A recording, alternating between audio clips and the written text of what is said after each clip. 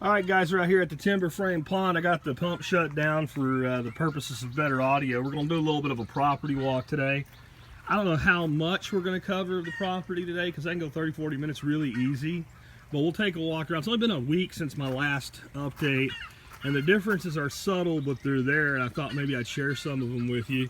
One of the differences is this freaking broccoli. I mean, I'm about ready to see this stuff start putting some heads on. I got smaller ones in the aviary, and they're putting heads on already. I think maybe this is getting too much fertility for broccoli here.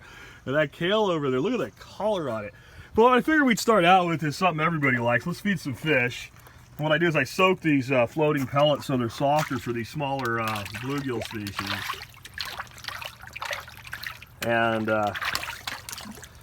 there's no need to really incentivize them to eat. I mean, they're happy to eat. And in the interest of expediency today, I'll just dump it all in there for them. Usually I stand here and feed them a couple handfuls at a time, and if they stop eating, I stop feeding them. But if they get overfed once, it won't hurt nothing. And I just don't think it's going to be a problem today. They didn't get fed yesterday because it poured all day, so they're probably pretty hungry. And even if they slow down, I'm sure by the time I come back here after we're done filming today, they will have cleaned it all up, and they're not really slowing down yet. Anyway, since last we visited, I did get these 2 tanks done. I showed it in a different video, not a property walk, but they weren't finished. Now I've got this one capped with the expanded shale, which I really like doing. And people think, you can't do that. It's going to clog up. Well, right there's the lava rock. It's only a couple inches of this stuff on the top, but it just makes planting so much easier. And I've got water chestnuts. I just pulled some out of a pot that overwintered them. In fact, the issue I have here is I really have too many water chestnuts right now in that pot. And I got another one just like it. And I got another one just like it. I had 3 of these that I never harvested many of the water chestnuts out of last year. And I really need to start figuring out, like, what do I do with them, because they're all starting to grow. I guess I could harvest some and eat them, but I wanted to come up with a really big crop next year and actually maybe be able to offer some of them for sale or barter, or even just give them away to people because they're a great crop. Another new addition, this is called Korean watercress, also known as water celery, and we got some of those off eBay, and I've got 2 of them in here. They look pretty bad after shipping, but I think they'll bounce back. And I ended up with like 18 in a bundle, so we should be good there. I've got them all just in a pot right now because it was pouring rain when they came in yesterday, and as long as you got these new shoots coming up on them, I think, a water plant, it's going to be pretty resilient. And we'll see if we can get that off. That's supposed to be an incredibly culinary valuable plant. These little pokey green things, those are ground nuts. I grew out some of those nutty ground nuts from the LSU research project last year and had them in just a conventional garden bed. I got about 5 of them that were about, yay big, and maybe another 5 or 6 that were marble sized, young ones. And I got a pretty big harvest out of them. And I have about half of the harvest in here. Again, I'm trying to build up a large quantity of them.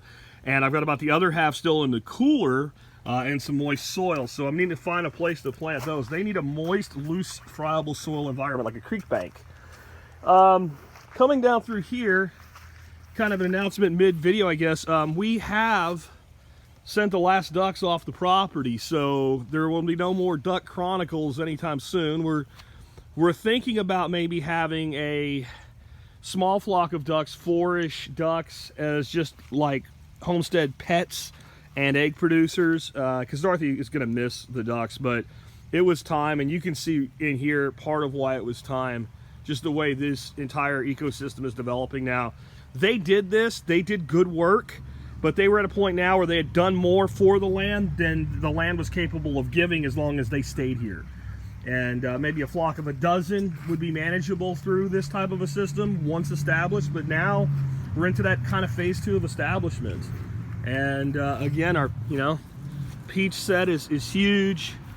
We got nasturtiums after this rain we had yesterday really starting to poke up everywhere. That's black oil sunflower. That's birdseed. That's one of my favorite things to throw in my berms. Another thing that's happened since the last video that started popping up is wild garlic flowers. There's some there, and what we do with those, we pop those off and throw them in a salad like a garnish. And you can see this here, that is sunflower, but that's a wild sunflower. That's kind of a pain in the ass, really. So we'll have our farmhand making compost out of it soon. You can see all of it here. That's, if you just look at the difference in the leaves, they're more narrow. And those things grow 12, 14 foot tall, have little bitty flowers on them and make a gazillion seeds. That is one of the downfalls of not having the ducks, because they held that in check to a degree. It still was a lot of it. More nasturtium. And I don't, well, yeah, there is some differences down this way, so we'll cruise down here real quick, and then we'll restart things, and we'll go take a look over here, over on this side, because I think this side actually has a lot more new stuff for you. But one of the big things that's happened since the last video, this is the last 7 days now, this tree here is what, white mulberry, and it had almost no leaves on it 7 days ago. As you see, it's leafed out, and it's setting its fruit, and those little things, my God, they are like candy. And I said last year when we did this type of walk together that I thought next year would be the year of heavy production, because mulberries usually, you know, depending on when that individual species will produce, they'll produce nothing, and then they'll have a season where they produce a few, and then once they have that first season where they produce a few, after that it's full-on production, like these dwarf mulberries here. I mean, this is going to be just a fantastic mulberry year. Many species that have not produced yet for me will be. But those dwarfs, I mean, them things produce when there's like, you have a stem that big in the ground and they still give you some berries. So I cannot recommend them highly enough.